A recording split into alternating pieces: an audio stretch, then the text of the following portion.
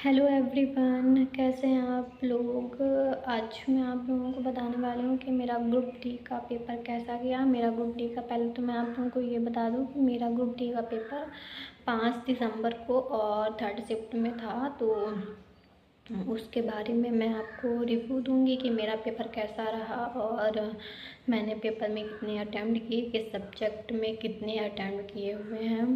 तो let's start the video. सबसे पहले मैं बात करूँगी, सबसे पहले तो आता है साइंस।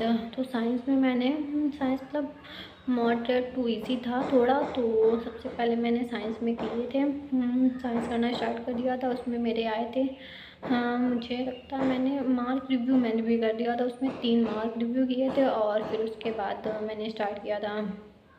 हाँ, 3 मार्क रिव्यू करने के बाद मैंने उसमें 21 शायद 22 क्वेश्चन अटैम्प्ट किए हैं साइंस में।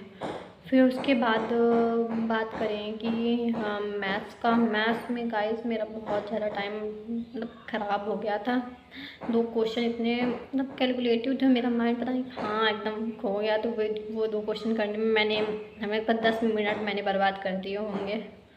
तो उसके बाद मैंने तो 20 मैथ में मैंने 20 या 21 करे हो, तब भी वो 2 क्वेश्चन हुए नहीं मुझसे, तो मैंने उनको छोड़ दिया था। फिर उसके बाद रीजनिंग जब 35 मिनट बचे थे तो मुझे रीजनिंग भी करनी थी और जीएस करनी थी।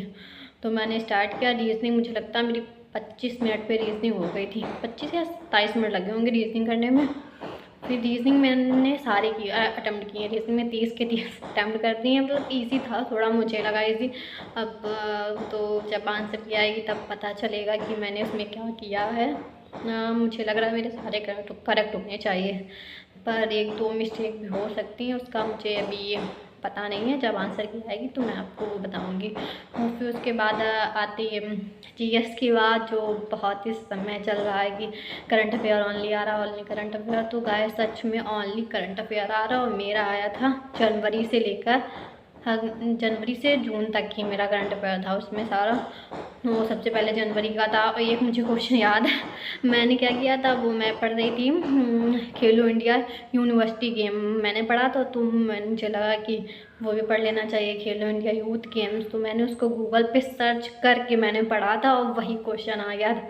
मुझे इतनी खुशी हुई कि मेरा एक क्वेश्चन मतलब जो मैंने सोचा वही क्वेश्चन आ गया मेरा। तो मुझे बहुत ज़्यादा खुशी हुई थी।